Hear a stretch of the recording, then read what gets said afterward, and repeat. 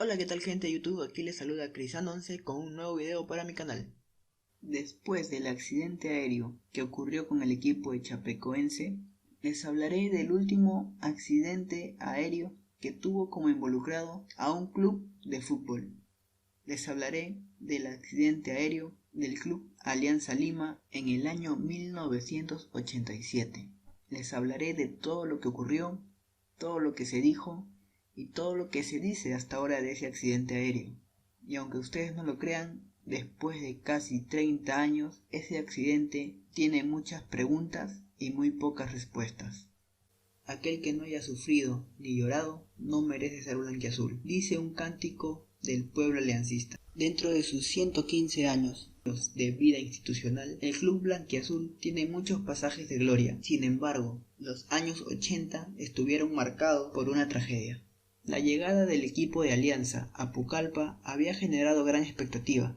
El equipo podría proclamarse campeón ese año. El domingo 6 de diciembre, los blanquiazules habían empatado con San Agustín en Lima, y el martes 8 era feriado. Así, con solo un día de descanso, el joven equipo íntimo se embarcó hacia Pucallpa. Por pedido expreso del entrenador Marcos Calderón, se contrató los servicios de la Marina de Guerra para realizar un vuelo charter. De esa manera el equipo podría ir y volver el mismo día, para cumplir su compromiso por la 18ª fecha del torneo descentralizado ante Deportivo Pucallpa. Se trataba de un avión Fokker 27 de la Fuerza Aeronaval, el mismo que una semana antes había utilizado Universitario para viajar a Trujillo.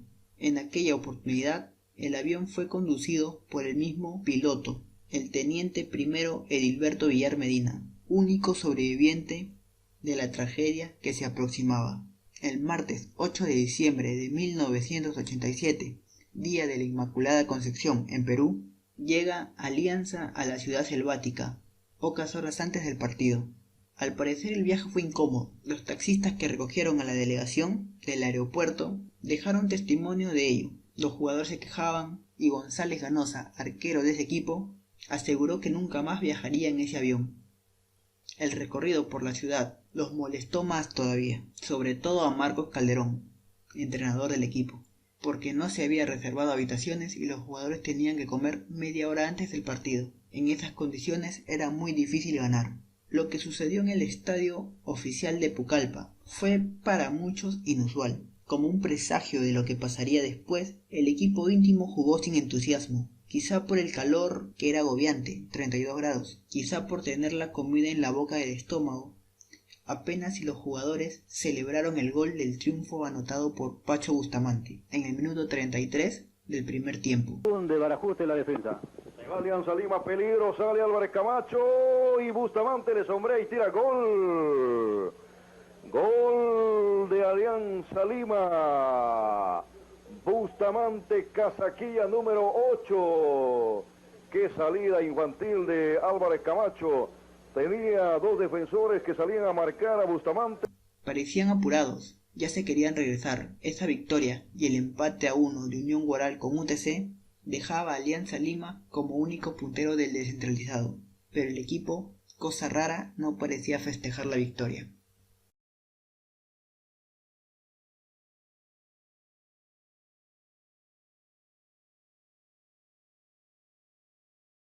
El avión que tenía que traer de regreso al equipo de Alianza Lima tenía planeado salir de Pucallpa a las 5:20 de la tarde para llegar a Lima a las 7 de la noche. El despegue se retrasó ya que faltaba un pasajero a bordo. Finalmente el avión alzó vuelo a las 6:10 de la tarde para tener como destino final el aeropuerto Jorge Chávez.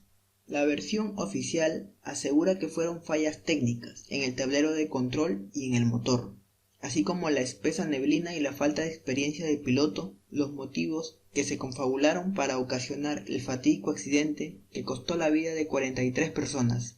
A las 8:04 de la noche, el avión se disponía a aterrizar en el aeropuerto Jorge Chávez, pero a la hora que el piloto acciona los trenes de aterrizaje, en su tablero se muestra un mensaje el cual decía tren de nariz inseguro. Eso quería decir uno de los trenes, o sea, una de las llantas del avión no había bajado del todo En eso, el piloto se comunica con la torre de control del aeropuerto para manifestarle lo ocurrido, para lo cual el piloto pide a la torre de control mandar una brigada de apoyo en tierra para que miren desde tierra si los 3 trenes de aterrizaje estaban abajo.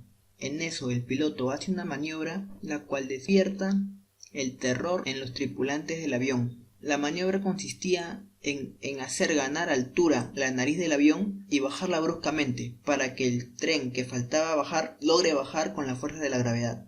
El piloto repitió esa maniobra 2 veces, despertando así el temor entre los pasajeros del avión. 8 y 6 de la noche. El tablero del avión seguía indicando que el tren de nariz no había bajado del todo. 8 y 7 de la noche. El avión sobrevuela el aeropuerto Jorge Chávez. La brigada ya se encontraba en tierra y le manifiesta a la torre de control que efectivamente los 3 trenes habían bajado del todo.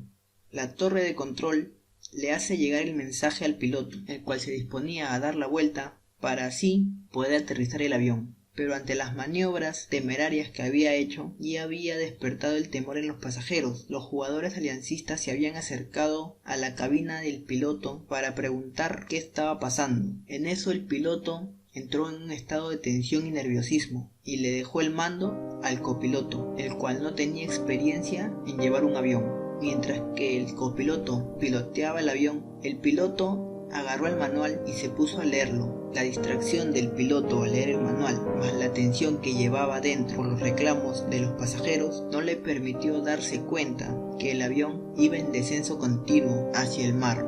A las 8 y 10 de la noche, el avión viajaba a 155 nudos hacia abajo y recibe la comunicación de la torre de control del aeropuerto, el cual le decía que sí habían bajado los 3 trenes de aterrizaje y tenía autorización para aterrizar en el aeropuerto. Pero ya con los problemas que suscitaban dentro del avión, el piloto hizo caso omiso a estas indicaciones. A las 8 y 13 de la noche, el copiloto se dio cuenta que el avión iba en descenso continuo y su inexperiencia no le dejó reaccionar ni hacer alguna maniobra para evitar que siga descendiendo. El copiloto entró en nervio, se desabrochó el cinturón del asiento, miró al piloto y le dijo: "Tú lo tienes", en referencia al mando del avión. El copiloto abandonó la cabina de mando y el piloto, al darse cuenta de la situación, trató de alzar las alas para que el avión eleve, pero ya era tarde. El Fokker 27 colisionó contra el mar de Ventanilla. A las 8 y 14 de la noche, la torre de control se comunicó con el avión sin obtener respuesta alguna. El Fokker 27 había colisionado a una velocidad de 155 nudos contra el mar, llevando a bordo 43 almas, 16 jugadores de Alianza Lima, 5 miembros del cuerpo técnico, 4 dirigentes, 8 barristas, 3 árbitros y 7 tripulantes del avión. Solo se salvó el piloto. El partido contra San Agustín el día domingo 6 de diciembre cambió la vida de 2 jugadores. El primero, César Espino, defensa central del equipo, y el segundo, Gino Peña. A pocos minutos para finalizar el encuentro, César Espino sale expulsado del partido, lo cual obligó a Marcos Calderón a incluir a Gino Peña para el partido del día 8 de diciembre. Gino Peña se encontraba de licencia porque días antes había contraído matrimonio. Lamentablemente para él, Marcos Calderón lo llamó para suplir el lugar del expulsado César Espino en el partido que se llevaría a cabo en la ciudad de Pucallpa el día 8 de diciembre. Gino Peña, de 21 años, dejó a su esposa embarazada de su hija Jennifer, a la cual nunca conoció. César Espino recuerda que Marcos Calderón tenía una frase, la cual era: "El jugador que salga expulsado en un partido nunca más vuelve a jugar en mi equipo". Y César Espino lo recuerda como anécdota, ya que esa frase se cumplió para él. Nunca más volvió a jugar en el equipo dirigido por Marcos Calderón. Y un caso en particular es la situación del ex delantero blanquiazul Alfredo Tomasini, de tan solo 22 años. Tomasini había llegado al equipo en agosto de ese año, proveniente de Sporting Cristal, club en el que no tuvo los suficientes minutos para demostrarse, lo cual lo llevó a parar en Alianza Lima, en el cual con sus goles se ganó la confianza del entrenador y de la hinchada, la cual lo recuerda como un jugador fuerte, luchador y con un buen olfato de gol, lo cual le llevó a ser conocido como el tanque blanco, ya que se destacaba por ir a todas las pelotas, lucharlas a muerte con esa fuerza y esa potencia que lo caracterizaba. Según testimonio del mismo piloto, único sobreviviente de la tragedia, Tomasini estuvo con vida con él hasta las 5 de la mañana, una hora antes que llegara el rescate. ¿Y qué pasó con Alfredo? Eso hasta ahora es un misterio. Según palabras del mismo piloto, Tomasini se dejó vencer por la fuerza del mar, desapareciendo en la oscuridad. Pero su familia se llega a creer ese testimonio, ya que Alfredo Tomasini era un excelente nadador, lo cual, según su propia hermana, en una oportunidad salvó a 2 personas de morir ahogadas en el mar. Hay muchas versiones sobre el final de Alfredo Tomasini. La más creíble hasta ahora es que falleció ese fatídico día junto a sus demás compañeros. Días después del accidente, a la familia llamaban personas diciendo que habían visto a Alfredo por las provincias de Lima.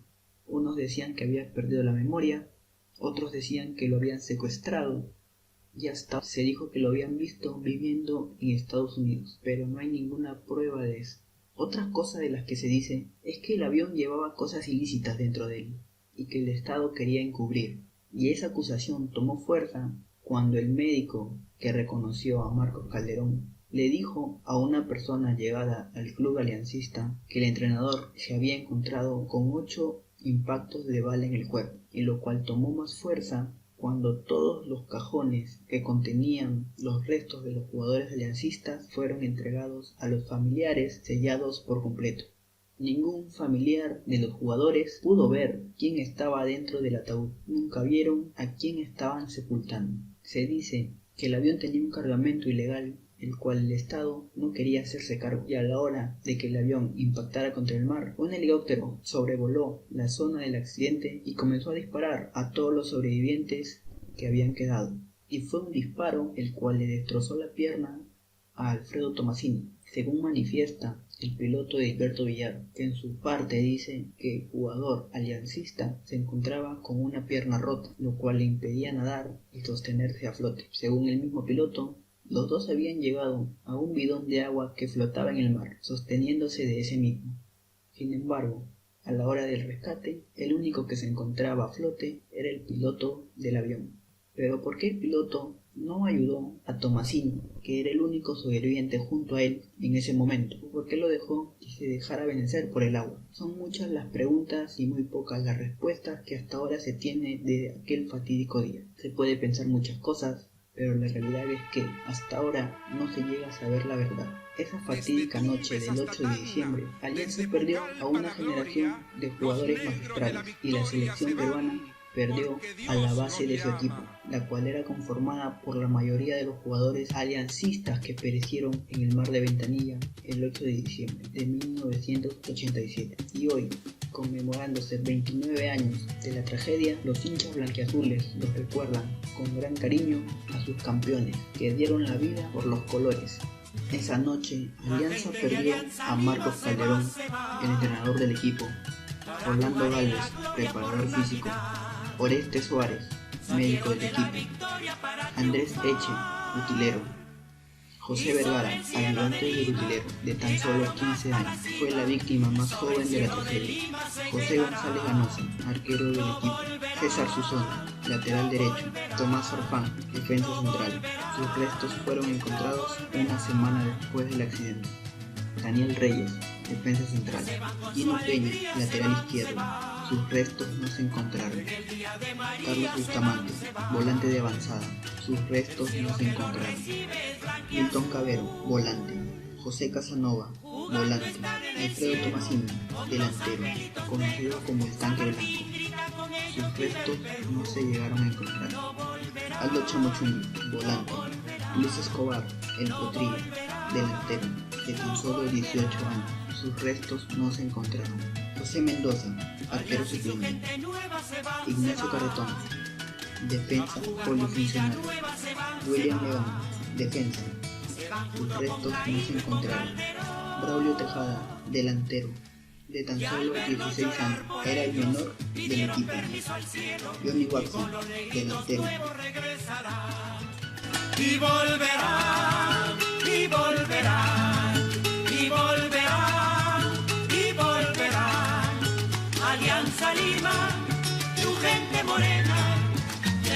su pena, el último adiós.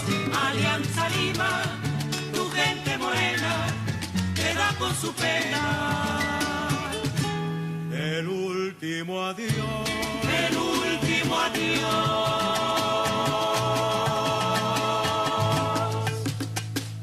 Frente al mar de Ventanilla se derrumbó una esperanza. En el mar de Grau descansan los hijos de la victoria, pero ellos desde la gloria gritarán: ¡Arriba!